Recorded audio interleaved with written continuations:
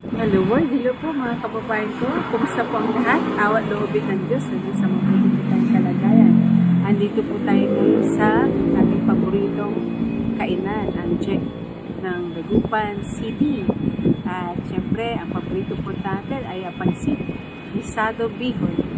Galing po ito na dinala ng ating mga fellow people na Chinese.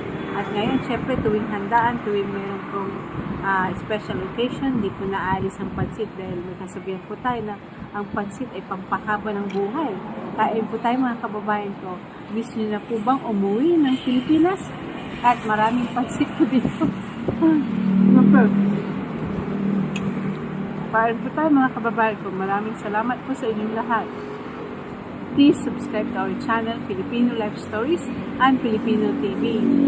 Thank you very much. God bless everyone. Kain na po tayo.